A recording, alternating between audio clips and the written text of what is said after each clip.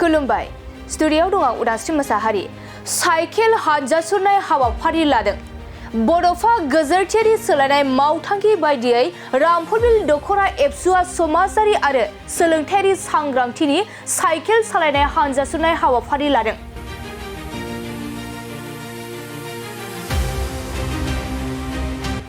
रामफलबिल दख'रा एबसुआ मेंनाय बानाय गैयाजासे गुबुन गुबुन बिथिंखौ नोजोर होनानै गोबां हाबाफारि लाबोगासिनो दं।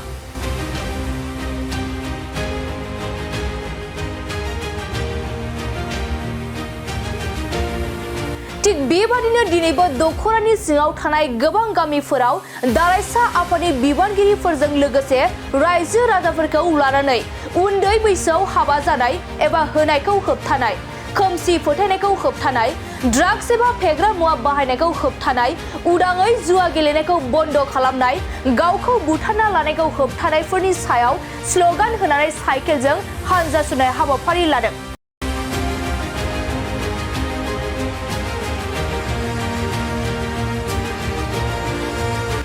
बे हाबाफारियावनो मिरु एबसुनि लोगो गाहाय नेहाथारि दिनेश ब्रह्म, सुबुं फोनांजाब नेहाथारि सोमदोन ब्रह्म, लोगोसे क'क्राझार जिल्लानि आफादगिरि कृपेश दैमारिजों लोगोसे गाहाय नेहाथारि खाम्फा बरगयारि बिथांमोना बाहागो लायो। रामफलबिल दख'रा दुलाराय बर' फरायसा आफादा माखासे जोंनि समाजारि जेंनाफोरखौ लानानै बिथांमोना गामिनि रायजो राजा बिथांमोनखौ सांग्रांथि होनो थाखाय साइकेल हानजा सुरनाय हाबाफारि लादों। दा जों मिथिगौ आथिखालाव बर' हारियाव गोबां समाजारि जेंनाफोरा गोख्रोङै नुजाथिनानै बर' हारिखौ दावगानायाव जथेस्थ' मोनसे लेभेलाव जोंखौ जेंना सोमजिहोदों आरो बे जेंनाफोरखौ रायजो राजाखौ लानानै दुलाराय बर' फरायसा आफादा जोङो बे नुजानाय जेंनाफोरखौ सुस्रांनो थाखायनो रामफलबिल दख'रा दुलाराय बर' फरायसा आफादा साइकेल हानजा सुना लादों। जों बे गिबियाव जों बुंनांगोन आथिखालाव जों नुदों जोंनि लाइमोन सेंग्रा सिख्लाफ्रा जायफोरा कलेजाव फरायनाय, जायफोरा स्कुलाव फरायनाय, जायफोरा इउनिभारसिटि फरायनाय, बिथांमोना ड्राग्सजों फेग्रा मुवाजों गफबनायखौ जों नुदों आरो जों गिखांनाय मोनो दुलाराय बर' फरायसा आफादा जोंनि लाइमोनफोरा जुदि जायफोरा इयुनाव बिसोरनि फिउचार दङ, बिसोरना केरियार दङ, बे केरियार फिउचार थानाय सेंग्रा सिख्लाफोरा जुदि जौ जुवाजों गफबना थायोब्ला जोंनि समाजा एनादार 24 बोसोर, मानोना सासे लाइमोन सेंग्राखौ गिदिर गोलाव खालामब्ला 24 बोसोर 25 बोसोरनि गोनांथि जायो। दा बे 24 बोसोरा जुदि गेप जायोब्ला दुलाराय बर' हारिया दावगानायनि सोलाय जोङो उनफिनगोनसो। बेफोरबायदि उन्दै बैसोआव हाबा जानाय जों नुदों। जोंनि समाजाव गोबां जोंनि लाइमोन सेंग्रा सिख्लाफोरखौ उन्दै बैसोआव हाबा जानाय आरो आथिखालाव नुदों मबाइलनि जुगजों मिस कल जानानै गुबुन सेंग्राफोरजों खारफालांनाय, दिल्ली मुम्बाइ गुबुन हादराव खारफालांनाय। दा बेफोरबायदि गिख्रंथाव थासारि एनादार जोंनि गेजेराव नुजादों। बेफोरखौ गैया खालामनो थाखाय जों हाबाफारिखौ लादों। बेल' नङा, जोंनि समाजा दावगालांनोब्ला समाजारि बिथिङा जोंनिया मोजां जानांगोन, रांखान्थि बिथिङाव मोजां जानांगोन। दा बेफोर गासै थासारिफोरखौ जोङो लानानै रायजो राजाखौ फिन जोङो बिथांमोनखौ गोसोखांहोदों, फुजाखांदों आरो बे थांखिखौ लानानैनो रामफलबिल दख'रा दुलाराय बर' फरायसा आफादा बे हाबाखौ लानाय जादों। जों नुनो मोनो जों नुदों जोंनि समाजाव गोबां पन्डित ओंखारबाय, जाय पन्डितफोरा न'नि सिङाव थानानै गावथ' जेबो मावखाया। समाजाव जायफोर जोंनि समाजारि आफाद दङ, दुलाराय बर' फरायसा आफाद दङ, बर' थुनलाइ आफाद दङ आरो बिदिनो दुलाराय बर' हारिमु आफाद दङ। खिन्थु जोंनि दुलाराय बर' फरायसा आफादनि जोंनि जि थांखिया नोजोरजों स्पष्ट, जोंनि थांखिया नोजोरा जाहैबाय बड'फा उपेन्द्रनाथ ब्रह्मआ जि बर' हारिखौ मोनसे गेरेमसा माहारि दाफुंनाय, नाथाय बिथाङा अबथारै रुंसारि जालांबाय। दा बिथाङा जि बर' हारिखौ मोनसे आबुं माहारि दाफुंनो जि सिमां नुदोंमोन, बै बिथांनि जि सिमां बेखौ मोगथां महर होनो थाखायसो दुलाराय बर' फरायसा आफादा जों बेफोरबायदि हाबाफारिखौ लादों। बुंग्राया बुंबाय थागोन, समाल'सना खालामबाय थागोन, जों बेवहाय रावखौबो जों दुसिया। मानोना बिथांमोनाबो माबा मोनसे बिथिङाव जोंनि मावनाय दांनायखौ बिथांमोना बुजियाखै। जोङो खावलायगोन, नोंथांमोनाबो ओंखारबो, नोंथांमोनाबो फै। मानोना नोंथांनि देहायाव जुदि नोंथांनि सोलेराव जुदि बर' थै दङब्ला, बर' हारिखौ मोजां मोनोब्ला नोंथांबो ओंखारबो। मानोना जों नुदों दिनै बर' समाजाव ओरैबादि मोनसे गाज्रि थासारि जोंखौ मनग्लाबनो नागिरदों। बेयो जोंनि गेजेरावबो, जों बिदा फंबायनि गेजेरावबो आरो गुबुन हारियाबो, जाय हारिफ्रा बर' हारिनि दावगानायखौ बिथांमोना लुबैया। दा बे बेलायाव जुदि दुलाराय बर' फरायसा आफादा सिरि थायोब्ला, जोंनि उन्दै उन्दै गथ'फ्रा लेखा गारनानै जौ जुवा गेलेनायखौ जुदि रावबो बुंग्रा मानसि गैयाब्ला, जोंनि लाइमोन सिख्लाफ्रा मिसकल जानानै गुबुन हारिजों खारफानायखौ रावबो बुंग्रा गैयाब्ला बर' समाजा बोरै दावगागोन? आं बै जायफोर महापन्डित, जायफोरा दुलाराय बर' फरायसा आफादनि खामानिखौ मुं सोयो, जायफोरा बर' थुनलाइ आफादनि खामानिखौ मुं सोयो, जायफोरा दुलाराय बर' हारिमु आफादनि बाथ्राफोरखौ मुं सोयो, बिथांमोनखौ आं फैनानै दायित्व लानो खावलायगोन। आरो बिथांमोना जुदि जोंखौ मा मावजानो लुबैयो बिथांमोना जोंखौ स्पष्ट बुंनांगोन। आं बेखौनो बिथांमोनखौ खावलायगोन। नाथाय जों रावखौबो सोंखारिया। जोंनि थांखि आरो जोंनि नोजोरा जाहैबाय इउनिटि, सार्भाइभेल एन्ड प्रस्पेरिटि। जोंनि मट'आ जों खौसेथे जोङो दावगानांगोन आरो जोंनि जि एक्जिस्टेन्स बर' हारिया बे थानांगोन। आरो बे मट'खौ लानानै दुलाराय बर' फरायसा आफादा जों खामानि मावबाय थादों, मावबाय थागोन आरो इयुनाव मावबाय थागोन। ओंखायनो गासै रायजो राजा नोंथांमोनखौ, जोंनि जायफोर इन्टेलेक्सुवेलफोर दङ, जायफोर टिचार्सफोर दङ, जायफोर समाज बेंग्रा दङ, नोंथांमोनखौ दुलाराय बर' फरायसा आफादनि थांखि आरो मावथांखियाव नोंथांमोनखौ लैहोर फैनानै हेफाजाब होनो जों खावलायदों। आरो बड'फा उपेन्द्रनाथ ब्रह्मआ जि मोनसे सिमां नुनायमोन बर' हारिखौ बुहुमाव गेरेमसा माहारि दानाय, बेखौ जाफुंनायाव बयखौबो मदद होनो थाखाय आं खावलायहरबाय। गोजोन्थों। गिबियावनो खौरां बुथुमफैनायनि थाखाय मानगोनां खौरांगिरि नोंथांमोननिसिम जोङो साबायखर बावदों।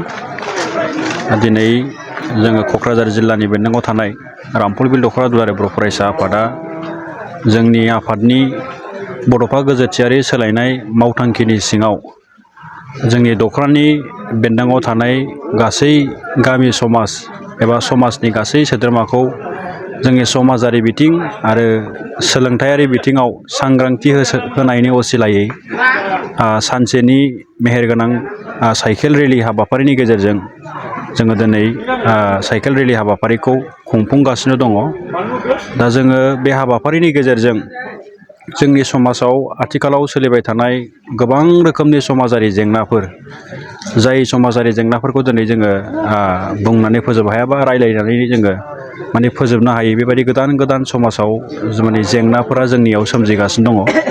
बेनिनो माखासे जेंनाफोरा जों गावनो गोसो जानानै खालामनानै लानाय बायदि आरो माखासेया गुबुन साइडनिफ्राय जोङो फैनायखौ नुनो मोनो। दा बेखायनो जोङो मोनसे जाथिया, मोनसे हारिया जुदि माने दिनैनि सुबुं सोदोमस्रिया जेरैबायदि जौगादों बेजों समानै जौगाफानांगौ, बेजों समानै थांफानांगौबा बे जाथिनि, बे हारिनि समाजा माने गोग्गो आरो गुन गोनां जानांगोन। बेखायनो जोङो दिनै समाजाव सोमजिनाय गोबां रोखोमनि जेंना जेंसिफोरखौ सांग्रांथि होनायनि असिलायै बे साइकेल रेलि हाबाफारिनि गेजेरजों रायजो राजाफोरखौ जोङो खावलायबोदों।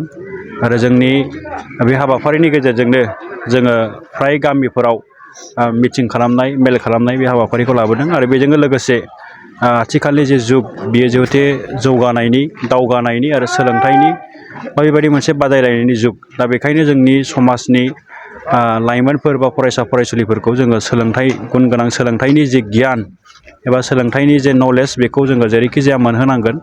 दा बेखौनो नोजोर बोनानै जोङो बे मोनसे हाबाफारिनि गेजेरजों बा साइकेल रेलि हाबाफारिनि गेजेरजों जोंनि फरायसाफोरखौ लेखा फरायनायनि हुदाखौ बारायनो, गुन गोनां सोलोंथाइ लानो, लेखा फरायनायनि गेजेरजों माने गावखौहाय बेबायदि जिउनि राहाखौ जाहाथे माने इनसुर खालामनो हायो, रोखा खालामनो हायो, आदब गोनां जानो हायो, स्किल गोनां जानो हायो, बेबायदि मोनफ्रोमबो बिथिङाव जोङो जोंनि फरायसाफ्रा जाहाथे रोंखा राखा जानो हायो, बेनि थाखाय जोङो साइकेल रेलि हाबाफारिखौ खालामनाय जादों। नोंथांमोना बयबो नुदों मिडियानि गेजेरजों, गुबुन बिथिंनि गेजेरजों जों रामफल बिल दख'रा दुलाराय बर' फरायसा आफादा थांनाय नैबे 2 बोसोराव जोङो बांसिनै समाजारि बिथिं आरो सोलोंथाइ बिथिंखौ नोजोर बोनानै बेबायदि माखासे मेहेरगोनां हाबाफारिनि गेजेरजों जोंनि समाजखौ फोसाबनो थाखाय, जाथियाव गुन गोनां सोलोंथाइ मोनहोनायनि थाखाय बा जाथिखौ जोङो गेरेमसा जाथि हिसाबै दानायाव जोङो मा बिथिङै जोंहा खामानि मावनांगौ दङ, बेखौ जोङो सम आरो थासारिखौ नोजोर बोयै बेबायदि हाबाफारि रनसायनानै खामानि मावबाय थानायखौ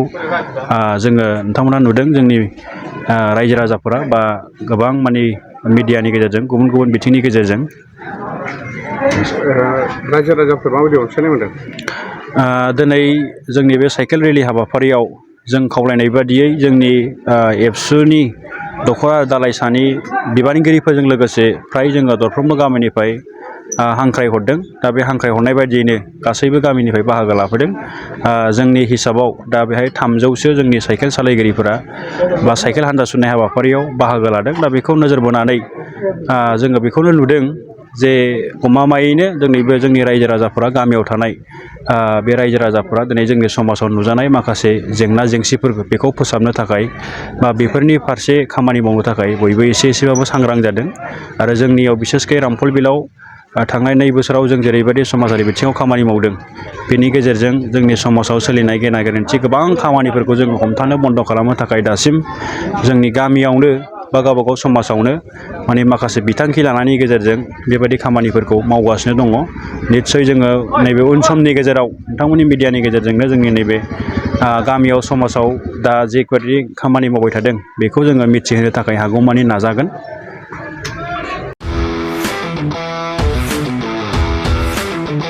गोजोनथाव खौरां टिभिएसनि गारि लानो गोसो गुदुं जानाय सुबुंफोरनि थाखाय मोनसे गोजोनथाव खौरां।